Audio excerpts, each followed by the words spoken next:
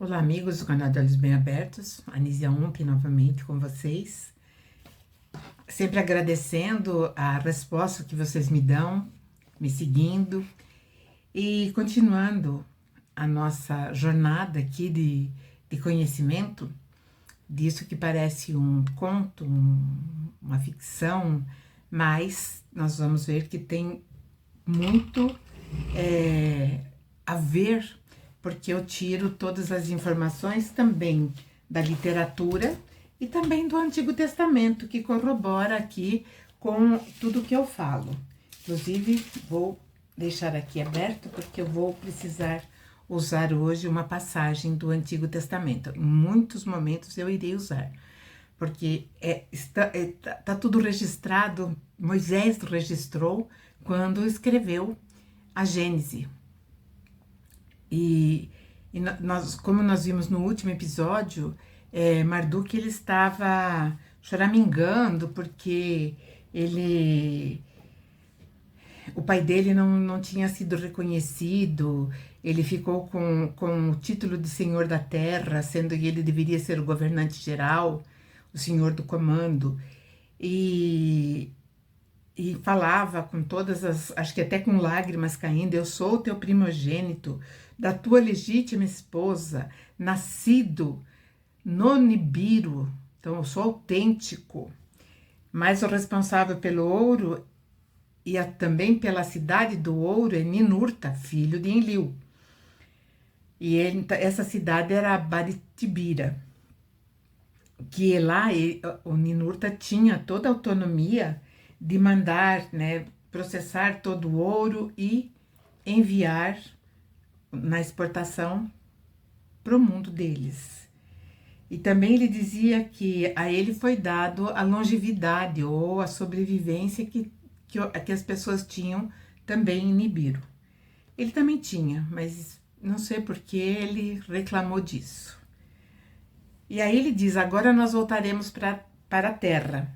E qual será o meu trabalho? Qual será a minha função? Serei destinado à fama ou serei destinado a ficar de lado novamente?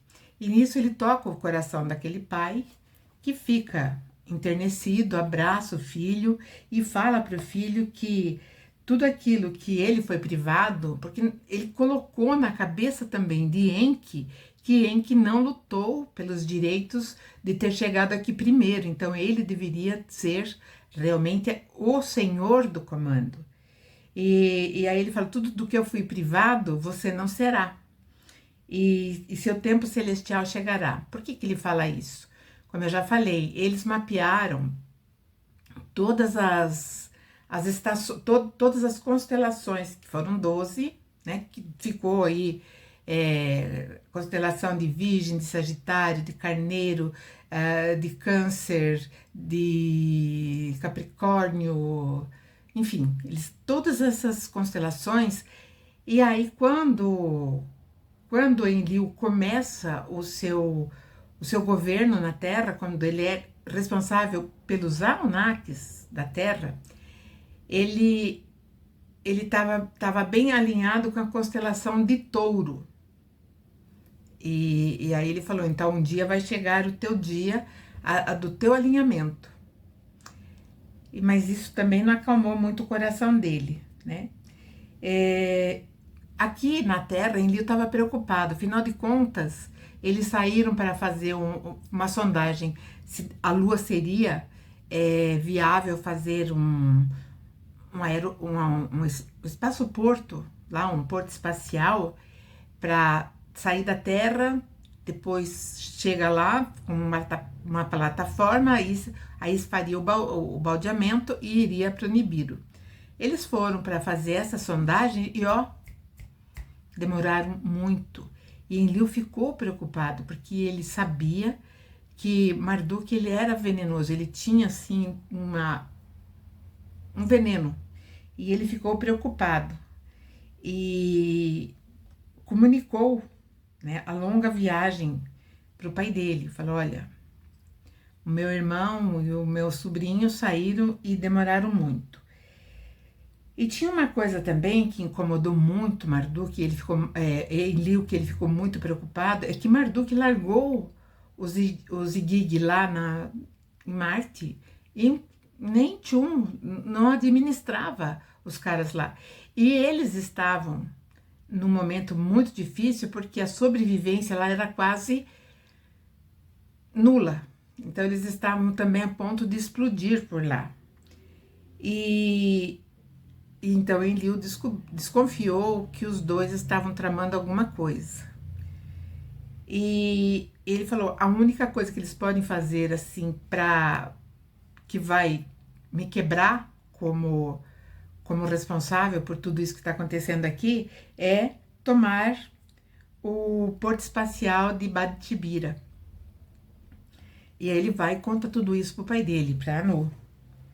E ele fala: ó, até agora, Ninurta tem sido excelente. Todo o trabalho que ele faz lá é de excelência. E ele deveria continuar sendo o comandante dessas remessas para Nibiru. E ele fala: também não há mais necessidade de nós procurarmos uma plataforma. Nós vamos ter que fazer diretamente daqui, vamos criar recursos. E Anu respondeu então que aguardasse quando os dois viajantes retornassem, ele falaria. Então, quando eles voltaram, aí ele dá a liderança de Badtibira para Ninurta. Marduk ficou com muita raiva, ficou totalmente descontrolado. Enlil, enfim, se enfureceu e aí a pressão subiu dentro da família. E Anu, com muita tristeza, ele percebeu o conflito entre os dois filhos e também os netos. E aí ele fala assim, que o lugar dos carros celestiais se chama Sipar, Cidade Pássaro. Por que Cidade Pássaro? Porque era ali que iriam chegar as naves e dali também sairiam. Então ali seria a Cidade Pássaro. E quando ele fala isso, né, é uma ordem que ninguém poderia revogar. Então ele está falando que era dali que iria sair, não ia mais sair de lugar nenhum. E falou, pelo conflito que estava sendo ali, que ele constatou, ele falou: olha, nem Ninurta, nem Marduk serão responsáveis pelo processamento e envio do ouro. Quem vai comandar, quem será o comandante dessa operação será o Tu. O Tu era neto de Enlil. O Tu, ele era irmão gêmeo de Inanna, filho de Nanar. Nanar foi o primeiro deus a nascer aqui na Terra. Então ele é um deus terrestre, só que ele é de origem de lá, de pai e mãe Anunnaki. E como essa ordem ninguém poderia contestar ou falar, mas quando Anu dava uma ordem, essa ordem tinha que ser cumprida. Mais tarde nós vamos ver que os desvios de Marduk, ele vai se opor ao seu próprio avô. E também o Anu, ele fala para construírem mais cidades ali, naquele entorno, que seria as Nibruki. Tudo que tem Ki no final significa terra. E Nibruki depois, com o tempo, passou a se chamar Nippur, que depois também vai ser a cidade de Enlil, onde foi construído o seu templo, que tem as ruínas até hoje. Então isso fica no sul do Iraque. E ali, nesse local onde se instalaria Enlil, ele chamou de umbigo da terra.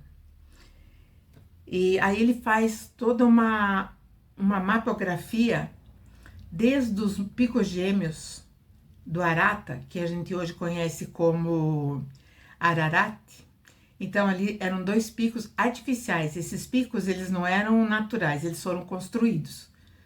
Então desses 2 picos partiria uma linha que se estenderia até o Egito, caindo ou coincidindo com as pirâmides. Isso colocado, Jerusalém, que muitos acreditam que é a Terra Prometida, na verdade, ela tem um papel importantíssimo, porque ali é o coração da missão Terra deles.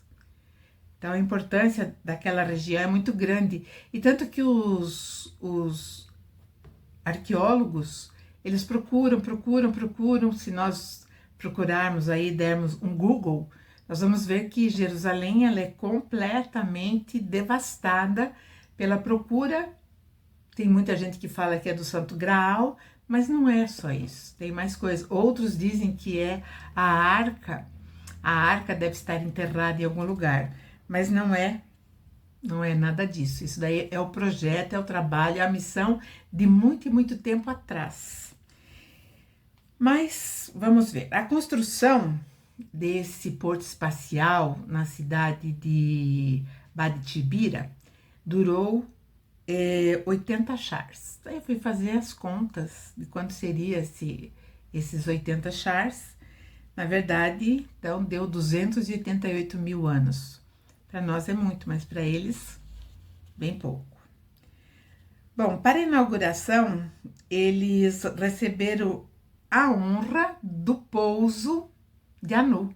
Então, quando ficou pronto, quem veio inaugurar foi o próprio Anu. E ele foi diretamente para Sipar, ali onde ele queria ver se tudo tinha saído como ele tinha determinado. Os Igig que estavam em Marte lá, a sorte, jogada a sorte, também eles tiveram que vir, e eles vieram, e porque Marduk foi buscar, né? Teve uma ordem de Anu para Marduk trazê-los. E aí eles fizeram, então, chamaram todos os Anunnakis para fazer uma confraternização e também uma festa para o Pai do Céu, que eles tinham, né, como Enlil sempre falava, e o próprio Enki, o meu Pai que está no céu, ou seja, está em outro lugar desse cosmo. Então, foi uma festa muito grande entre eles. Os terrestres não participaram nesse período, porque os terrestres ainda eles eram tidos como trabalhadores primitivos. Eles só obedeciam, que foi lá quando Enki fez, né, aquele Adamu, e que depois foram expulsos do paraíso com Tiamat. Lembram disso? Tá no outro episódio, num dos episódios passados. Então, eles vieram e Nana, ela era neta de Anu, não, era bisneta de Anu, porque ela era filha de Nanar, que foi o primeiro deus que nasceu aqui na Terra. E ele teve, então, com a esposa dele, vieram os gêmeos, que foi Utu e Inanna. Então, esse Utu era bisneto de Anu. E a Inanna, ela deixou o bisavô completamente apaixonado pelas danças, pelos cantos que ela apresentou. Mas chegou o momento em que Anu tinha que voltar, porque afinal de contas, ele era o rei lá de Nibiru. Então, ele chamou todos os Anunnakis e ele fez um pronunciamento.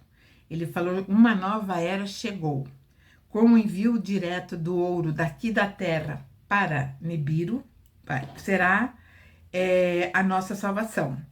Chegado está o fim desses trabalhos duros, porque eram os Igigis. Assim que houver suprimento de ouro suficiente, no Nibiru, os heróis e heroínas voltarão para casa.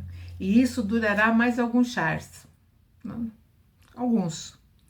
E isso deixou o povo todo feliz. Então, existia uma promessa deles retornarem. Porque se nós nos colocarmos no lugar deles, eles vieram no lugar onde tinha toda a tecnologia, tudo que era bom E eles chegaram num lugar que não tinha nada, tinha bichos enormes, tinha seres que não obedeciam, seres humanos, que eram lá o Homo habilis, e eles nem ligavam para aqueles seres que vagavam. Depois eles fizeram o homem primitivo, ou seja, deram uma incorporada no DNA para eles darem um salto intelectual. E aí eles compreendiam e aprendiam com rapidez, e eles estavam muito felizes com isso. Mas as coisas irão mudar muito em breve, porque vai acontecer algo muito sério. Então, mas voltando, todo mundo estava feliz porque voltaria. E Anu, então, ele volta com muita pompa e muito, mas muito, muito, muito ouro. Ninurta prosseguiu no comando de Baritibira e o Tu no comando do envio. E ele era também responsável pelo porto espacial. Marduk estava extremamente ressentido e ele não ficou no Abizu, onde o pai dele estava, que é na África. E resolveu vagar pela terra. Saiu dando voltas e voltas e voltas. E os Igig, agora, né, ficaram sobre também o comando de Utu. Todos os que estavam lá em Marte vieram, se somaram aos que estavam aqui, então quem chefiava agora era o Utu. Ele deveria ter ficado muito bravo, né? Bom, depois da partida de Anu, os líderes da Terra, que eram os líderes que faziam liderança, primeiramente Enlil, segundo Enki e terceiro Animá, que era irmã dos dois, então eram os 3 irmãos. E eles tinham grandes expectativas e esperavam, né, que os Anunnakis trabalhassem revigorados no processo da procura do ouro, do garimpo, né, nas minas, enfim, para que eles também voltassem para lá. Todo mundo queria voltar, mas não foi isso que aconteceu. Passou algum tempo, então para nós seria assim muito tempo, mas para eles passou algum tempo, pelo menos aí 3.600 anos no mínimo. E eles começaram, os Igigi começaram novamente a ficar assim descontentes e já querendo também parar de produzir aqui a extração do ouro. Eles não quiseram mais então fazer o trabalho duro e os terrestres, eles falaram, os terrestres que façam esse trabalho, porque eles foram criados para isso. Só que os terrestres também tinham outros trabalhos para fazer. E lá no Edim, aonde estava Enlil, já estava faltando moradia, porque os terrestres se multiplicavam de forma extraordinária. E estava faltando moradias, e além das moradias, as provisões, ou seja, muita boca para comer e poucas mãos para produzir. E todos os trabalhadores primitivos, eles estavam no Abizu, que é na África ali, procurando ouro também, e trabalhando também para manter aqueles que estavam lá, Anunnakis, que era do clã de Enki, porque agora eu vou falar sempre de clã de Enlil e clã de Enki. Então eles vão se dividir aí, o clã, né, um clã, porque eles vão brigar para valer. E então ele falou que tragam, os Igig falou que tragam os trabalhadores primitivos e eles que façam o trabalho. Aí Enlil chamou Enki, porque afinal de contas era um assunto bem delicado. E Ninurta, que estava ali, tomou para si a questão. Ele falou, não, vamos resolver isso, porque os Igigs que estavam lá na África não queriam liberar os terrestres para vir ali para Baritibira. Então, Ninurta, que era valente e tudo que se referia ao pai dele, ele era uma fera, ele tomou a questão e ele falou assim, eu vou pegar 50 Igigs e vamos armados para o Abizu. E ali então eles capturaram os terrestres, homens, mulheres, e levaram para o Edim, onde eles tinham sido expulsos muito tempo atrás. Que seria o Adamu e a Tiamat, que na Bíblia ficou como Adão e Eva. Bom, aí então, depois de todo esse trabalho, de toda essa até briga, né? Saíram armados, levaram então eles para o Edim e treinaram para fazer todo tipo de trabalho na agricultura, na pecuária, e muitos deles começaram a servir, né, nas cidades, ou na cidade capital, que era Nippur. Então, eles estavam ali a serviço de Enlil também. Em que Enlil ficaram furiosos por aquilo que Ninurta tinha feito. Então, eles ficaram furiosos, principalmente Enlil, quando diz: você revogou a minha ordem quando eu os expulsei do Edim, e no tempo de Adamu e Tiamat. Aí Ninurta responde: pai, fiz para que não se repetisse outra rebelião que já tinha acontecido em tempo atrás, como já aconteceu. Com os terrestres no Edim, os heróis vão se acalmar, e daqui 4 chars, 3.600 vezes 4. Bastante tempo, né? Bem, 14, 3.600, 3.600, bastante tempo. Para nós seria uma eternidade. Não haverá mais preocupação. Então, por muito tempo, eles ficariam livres daquele problema. Mas Enlil, ele não ficou feliz, não. Ele não ficou apaziguado. Ele só disse: bom, assim seja. Ou seja, tem que ser assim. Trabalhe e amontoe ouro para ser o nosso retorno mais breve possível. Enlil não via a hora de retornar para o mundo deles.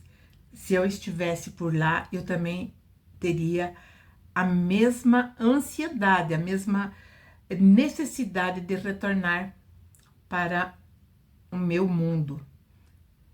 Então, aqui nós percebemos, né, que não tinha uma ligação nenhuma deles com o ser da terra.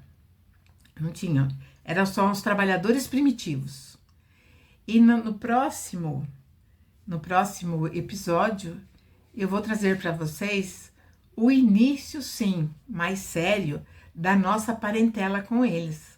Além de ter acontecido a hibridação, quando foram feitos no laboratório Adamu e Tiamat, o Adão e Eva, vai ter uma outra geração que vai trazer um alinhamento familiar com o povo terrestre. Então não percam, vai estar ótimo, não percam. E assim eu vou encerrando esse nosso momento, né, esses nossos momentos de conversa, e agradecendo, pedindo que vocês curtam, que vocês compartilhem, deixem seus comentários. Qualquer comentário, boa noite, já tá bom, tá bom? E eu aguardo vocês então no próximo vídeo. Um beijo grande.